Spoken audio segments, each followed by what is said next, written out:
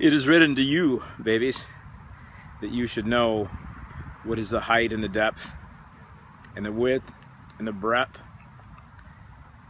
and the multifaceted dimensions of what God's love is for you. The Apostle Paul has admonished us on this excellent adventure of discovery, so that these lines which fall for us in pleasant places may be discovered by you, that we won't get locked into former lines, that we won't be stuck in a rut.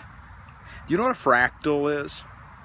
A fractal is like a point that you're familiar with, for instance, the spectrum that has a focal point with the 7 or 8 colors, and that's a fractal. But the expansion of colors into infrared and ultraviolet and who knows what, and all manner of expressions of light, gamma rays, x-rays, it all is a part of the spectrum, and it's a fractal, and we only know a limited space and time to identify color.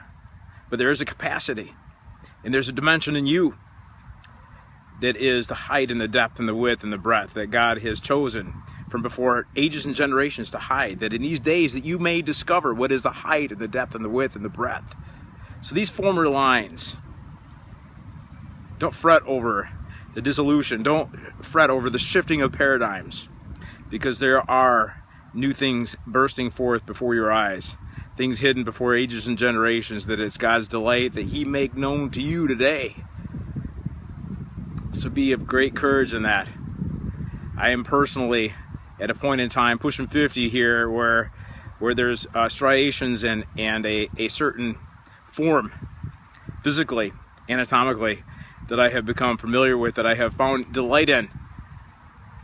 And I am suddenly awakened, I'm suddenly stirred by this curiosity to what these new lines really are, what this dimension, what these striations and these delights that I've known in the form that I've taken, what these point to, what shadow they pointed, that was cast, that actually points to a greater substance. And when we find a dissolution of these old lines, when we find paradigm shifting, it's not a consolation. It's not that you have lost the thing.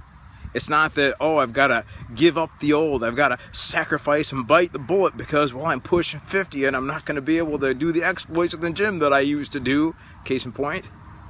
However, there are new things bursting forth. Hey, Alex. I think I got peeped in on a little bit. I hope he got a little bit of glory on him. Anywho, it's not a consolation.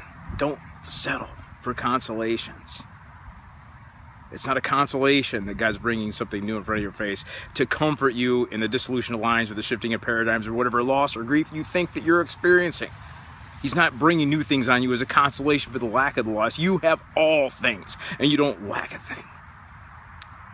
So these things are written to you, babies, that you may discover by the most excellent of adventure what was hidden from ages and generations, that God is delighted to make known to you today.